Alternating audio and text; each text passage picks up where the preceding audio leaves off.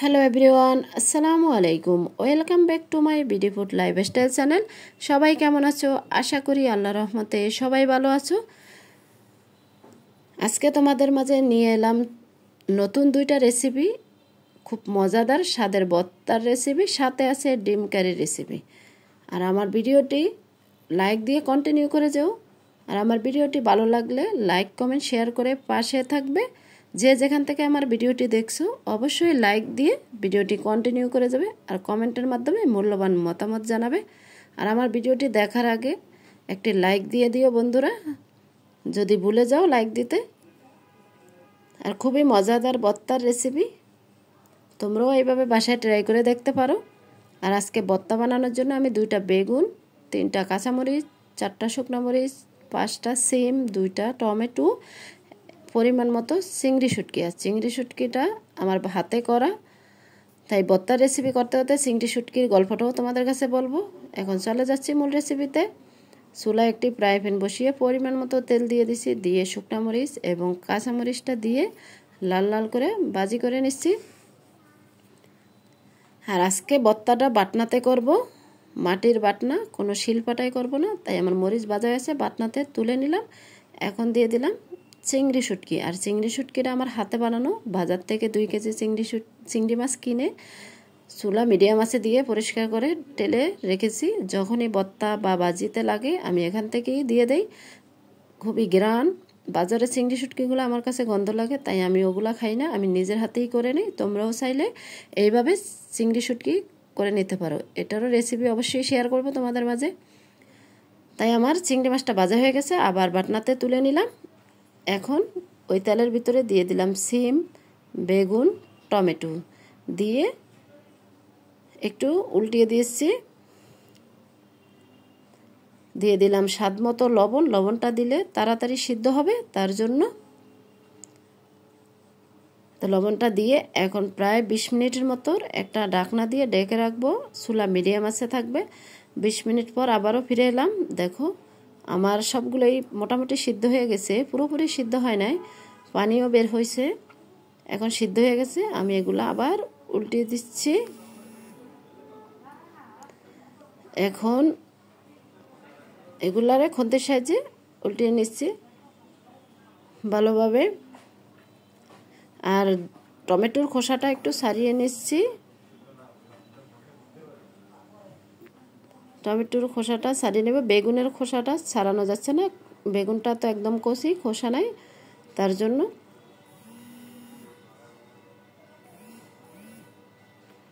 এখন আবারও ঢাকনা দিয়ে ঢেকে রাখবো প্রায় 10 মিনিটের মতো।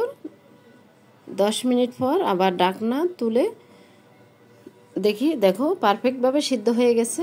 এখনও পানি আছে, তাই খন্তির সাহায্যে এটা একটু ভালোভাবে নেড়ে নিব। দেখো একদম সিদ্ধ হয়ে গেছে, আমি খন্তির সাহায্যে সবগুলা ভেঙে নিচ্ছি। আর বেগুনটা আমি পোড়া দিয়ে ভর্তা করি না, আমার কাছে একটু সন্দেহ লাগে, বেগুনের ভিতর পোকা থাকে, তো তার জন্য আমি এইভাবেই বেগুনের ভর্তাটা করে থাকি। তোমরা চাইলে এগুলো পোড়া দিয়েও করতে পারো, কিন্তু এইভাবে করলে খুবই মজা হয়। তাই আমি যেইভাবে করছি তোমাদের সাথে একটু শেয়ার করছি। আশা করি আমার ভর্তার রেসিপিটা ভালো লাগবে তোমাদের কাছে। আর আমাদের মেয়েদের তো ভর্তা হলে কথাই নেই। আর আমি প্রতিদিনই এক একটা নতুন ভর্তার রেসিপি করি, আমার খেতে খুবই ভালো লাগে। এই তো খন্তির সাহায্যে এখন আমি এগুলা একদম পারফেক্টভাবে ভেঙে নেড়ে চেড়ে দিচ্ছি। পাশে দিয়ে দিচ্ছি ধনিয়া পাতা। আর ধনিয়া পাতা দিলে তো ভর্তার টেস্টটা দ্বিগুণ বাড়িয়ে দেয়। তোমাদের হাতের কাছে ধনিয়া পাতা থাকলে দিবে, না হলে স্কিপ করতে পারো। আমি আবার ঢাকনা দিয়ে কিছুক্ষণ রেখে দিলাম।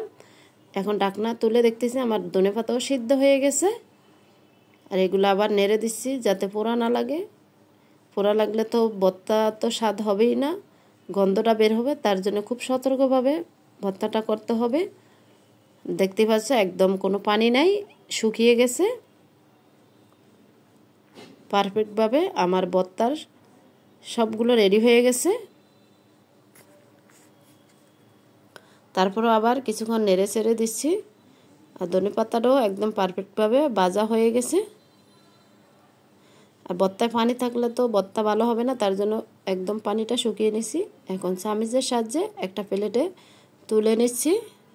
জাস্ট ওয়াও, খুব সুন্দর হয়েছে। এখন চলে যাচ্ছি বাটনাতে মরিচগুলো আগে বেটে নিচ্ছি।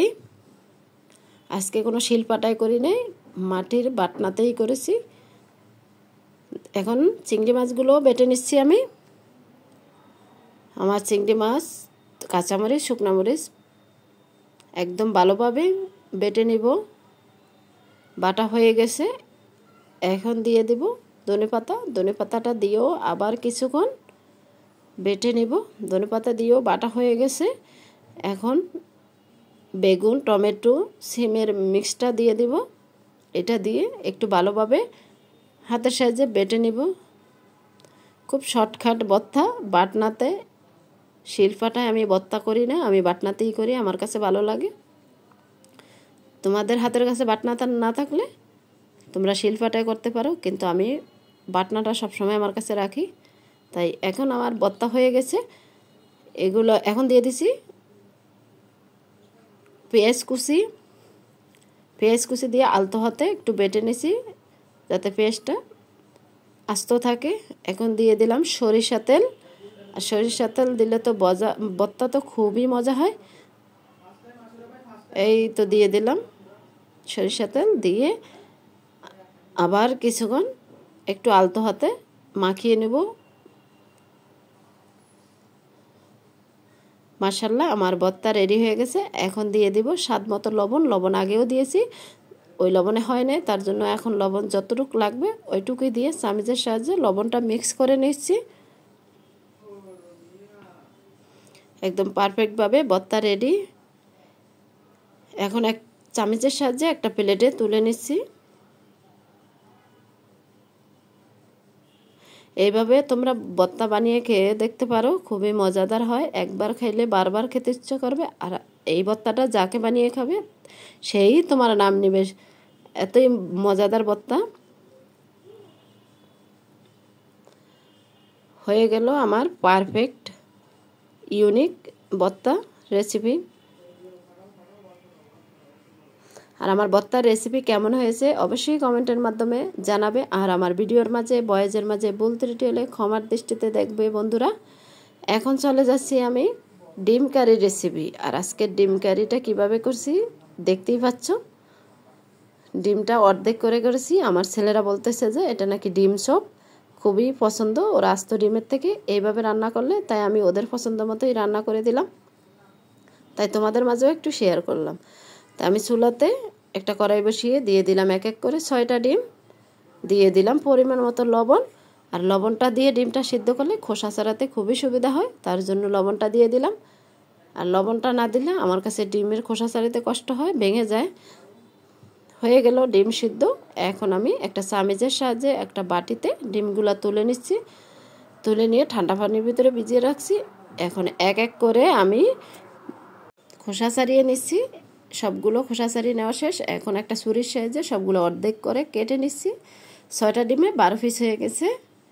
এখন সামান্য হলুদের গুঁড়া দিয়ে চুলাতে একটি ফ্রাই প্যান বসিয়ে পরিমাণ মতো তেল দিয়ে এক এক করে ডিমগুলো ভাজি করে নিব। তাই দিয়ে দিচ্ছি 12 পিস ডিমের খণ্ড।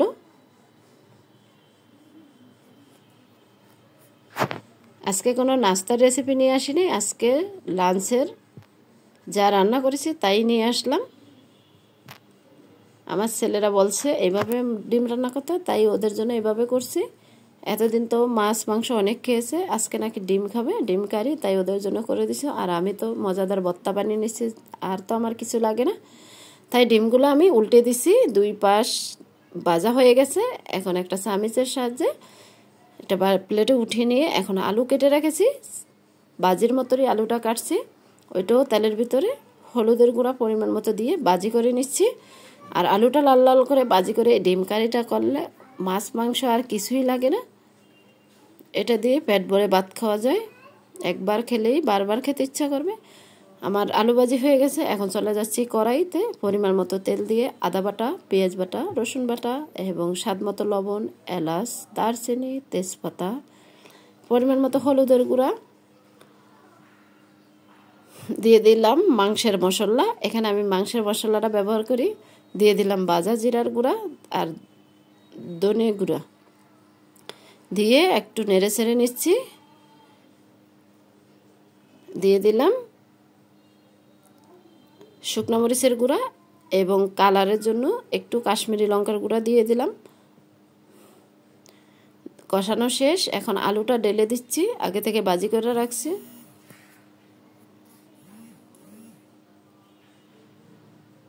এখন আলুটা দিয়ে কিছুক্ষণ কষিয়ে নেব। কষানো হয়ে গেছে, দিয়ে দিলাম পরিমাণ মতো পানি। পানিটা দিয়ে আবার কিছুক্ষণ নেড়ে চেড়ে দিচ্ছি। ডিম তো অনেকে অনেকভাবে রান্না করে খাও, এবার এইভাবে একটু খেয়ে দেখিও, খুবই মজা হয়। দিয়ে দিলাম একটা টমেটো কুচি। আর সব তরকারির মধ্যে টমেটোটা দিলে খুবই ভালো লাগে, আর আমার বড় ছেলের খুবই পছন্দ টমেটো। কষানো হয়ে গেছে, এখন দিয়ে দিচ্ছি পরিমাণ মতো পানি। পানিটা দিয়ে কিছুক্ষণ নেড়ে ছেড়ে নিচ্ছি। এখন আগে থেকে ডিমগুলো ভাজি করে রেখেছি, ডিমগুলো দিয়ে দিলাম এক এক করে। আর ডিমগুলো ভাজি করা ভাঙার কোনো অপশন নাই, তাই একসাথেই ঢেলে দিলাম। দিয়ে এখন খুন্তির সাহায্যে একটু নেড়ে ছেড়ে নিচ্ছি। ডিম কারি আমার হয়ে গেছে, মাশাআল্লাহ, দেখতেই পাচ্ছে খুবই লোভনীয় হয়েছে। এখন দিয়ে দিলাম ধনেপাতা কুচি, দিয়ে আবার খুন্তির সাহায্যে একটু নেড়ে ছেড়ে দিচ্ছি। দিয়ে দিচ্ছি ভাজা জিরার গুঁড়া। ভাজা জিরার গুঁড়া দিলে ফ্লেভারটা ভালো আসে। আমার রেডি হয়ে গেছে ডিম কারি রেসিপি। আশা করি আমার ডিম কারি রেসিপি এবং ভর্তার রেসিপি দুইটাই সবার ভালো লাগবে। আমার রেসিপিটি ভালো লাগলে সবাই চ্যানেলটা সাবস্ক্রাইব করে বেল অন প্রেস করে রাখবে। আমার ভিডিও আপলোড করার সাথে সাথে নোটিফিকেশন তোমাদের কাছে চলে যাবে। আজকে এই পর্যন্তই। সবাই ভালো থাকবে, সুস্থ থাকবে। আল্লাহ হাফেজ, আসসালামু আলাইকুম।